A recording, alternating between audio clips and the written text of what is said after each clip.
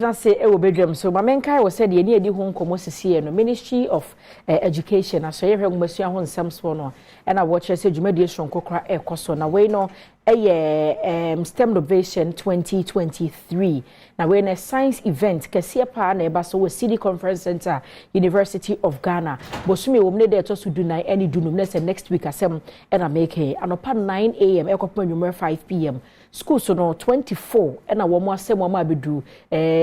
to asosuku ahodo no technical vocational secondary schools no mako 24 na you over 200 and o maso ne so amaka 24 why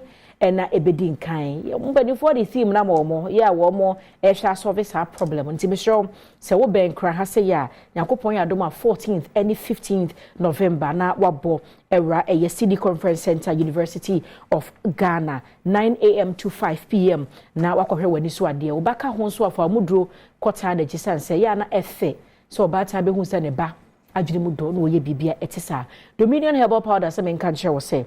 abusia osori anapa wo hia mi booster enti sakakra gunso hiem wunya nkwada atre de mo mukoko na gunso hiem na wonumu a no wanom bo na gona bo nsa afi obesori no na wa hoden hronkokra sa so na nwumre wo ko mpaso a ye ne sa na boost immune system na yade bia woni padua mu no eni asie Dominion ointment nso e wo hono mawo wo honam bebia ye wo ye bia medofo fa bitwitwi keke ne da obesori wo behu de se already no asisi so ma bibia aye kama me sure Opebi etu a Repast Ventures na Naboache Herbal Angel Herbal Shop Ekus Pharmacy ni nyina tema bi wo ko for dua so hum for 0543 158195 and 0249591843 na Dominion Herbal Powder mpenimfo beje wo so ebuso ma menkodi nkomomra na nkoba mekwa akodie papa ise me ne wa standing conversation opanyini a wo no yade omo sados so say fibroid emma awomu yade omo na age ho abasobodi omu tu ase eterete omo na timi no oto ntia kire wo se ye ma aboso miensen se yade ne wia wunyinsen na awo betua de aka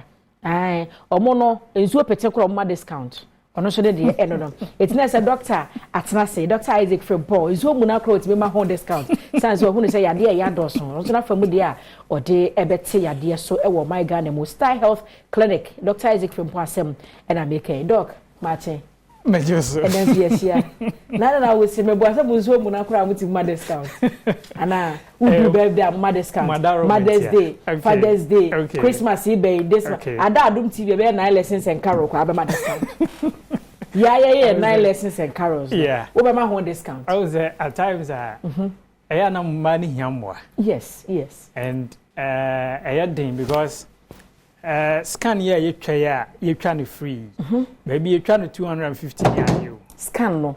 Maybe we unkra 2.5 for moon chama. Maybe 200. I have for crowd 150. Wow. And this every we don't see you try man free ya. You try man 100 which a kiss cra. Enough. But the man I say you could to pa my yiri ya ho ye ne sa ne say. A man will be now problems. I would bet omunim. That is the most painful part of the whole thing. Okay. Because when ya awodie mu ya wie bi na onya ya odia ana oblidi bebre dia ana obu ni sa na onya ya bebre a honom na obeka so kohwe akira kwan na ebi nso ho ebeba unya san bia enti unya san bia ne de bibia mpo maniti mani hu se oyare ana wa so yes scan mpo. And awodie mu ya wie te se fibroid, ovarian cyst, polycystic ovarian syndrome ne de keka ho endometriosis ni mu nyina no. One just scan na unhu. Untimi mfa wani ana doctor bi ntimi mfa na adwen nka. Just scan. And a yes and kama no at least a year bia no one twa 3 times. Okay. Twa na hunu de koso because obetimi awo a month bibia nyew problem bia ni ho twa scan. But within after so be menstruate area ovulate area in a month no obetimi be develop cyst e won kusu ani mu. Just in a month pe. You see, and you know, say, a cobasa and a ba, na enye kesi anya ohwe. Okay. Nti unya sign bia. Nso na ho. Anto say benyi aye kesi bebre. Then na start here disturb. Nti bibia no, e ma no be hu say o fibroid and ovarian cyst and now awudi mu yawe bi no na aye worse ansa because and starting man symptoms are onkotwa scan. And before ma specifically Ghana for my name say bere obetwa scan e bere a wonyem. I so kohwesa akwada na ebe ma na oyoba and the year tina sane ya oba na be ma na ne hia mo yes so de kototo ho ntare that's right another nchen ya oba be twa scan just and menses apa ho be 3-4 months e mai ndi ida se ne yem hyehye ne se wanyinsan ana se ye ne de se wanyinsan okay ene ne be mo ma ko twa scan apart from that scan fufuro bi ho bi mo we se ma yetwa eno ane scanner obetwa bet bere amokotwa ye bere a mienu pe ya makan ya bra wanyinsan ene bra opeso hu se wanyinsan na wanyinsan sa bere ne pe nanso no eho be hia sen ka bere bia ho a oba obetwa scan okay wa hwa awodie no mu eho ne se de because awodie de bere bia ya rebam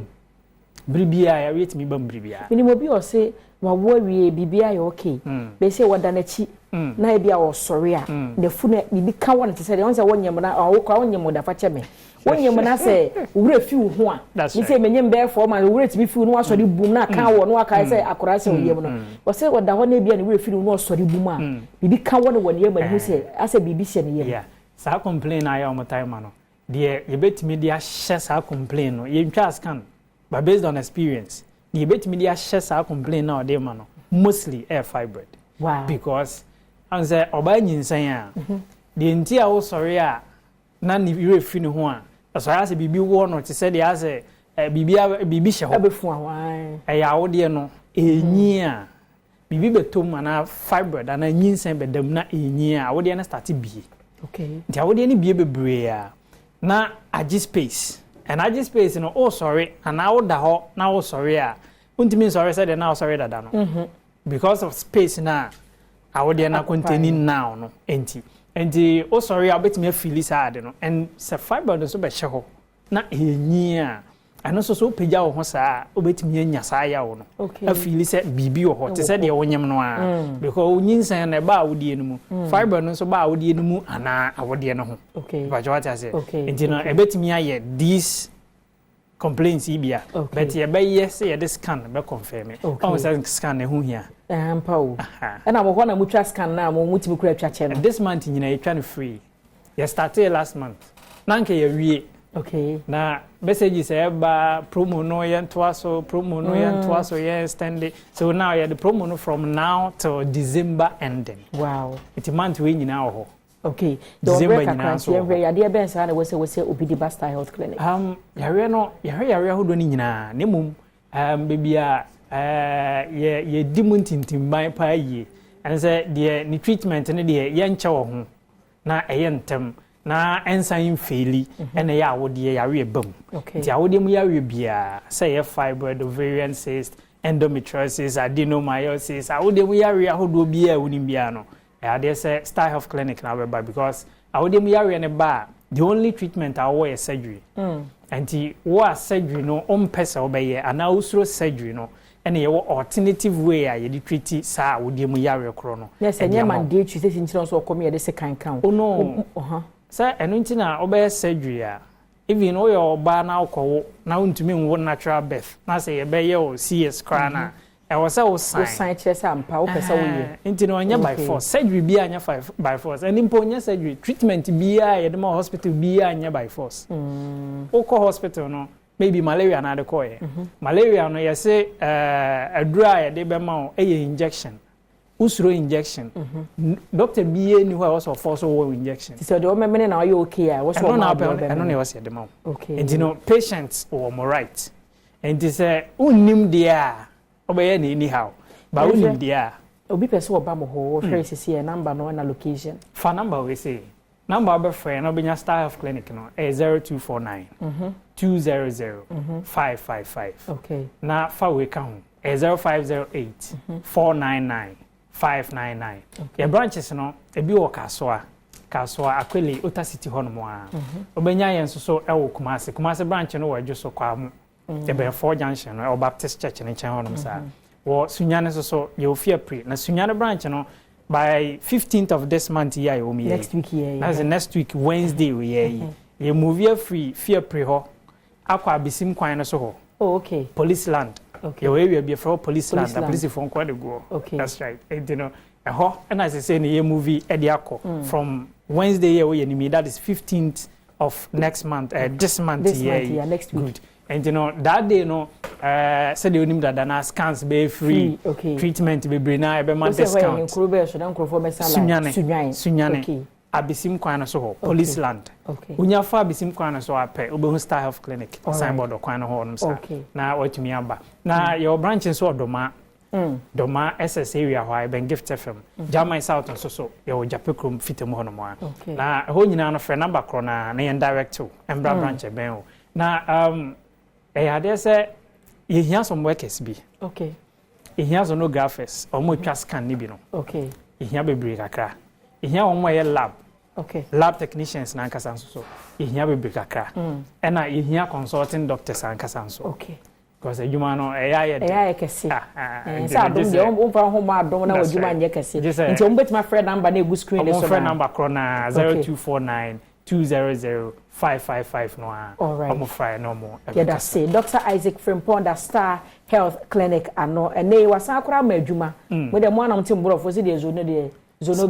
sonographer nyam ni ne ko school ti mo twa scan mo amo ye lab ne ade ade nye se o mo so mo pebinti friend number no Mr. omo mani abrepe enko frɛ me ye wo sese ne ade ade wo hwɛ enko ade afrɛ na wotiye wanya adwuma ene no happy birthday nkoma part edua kwache la area women's movement leader on osai CEO Emma Better Life School Ebony Abavana down ene awoda passion konkoma we free wisdom kwe ene nebusia ehosanso na DJ Amus ochiami amoakoda kwa wose ene ne bra birthday ne bra ne friend John Yaudakwa Obone mrane se opara wadada ewo boase happy birthday to you wadada nyakopon sha pa obra de nebusua ne manyina se wonom edododo nyakopon enye okasi abusua medisi na ene ya wada sister o mame boatma ye krado ntino ene ahosepe no ebeto aso ye be ho ye people's forum sanso na asemi dika ebeba wo hia bia eya freme anoche wa ba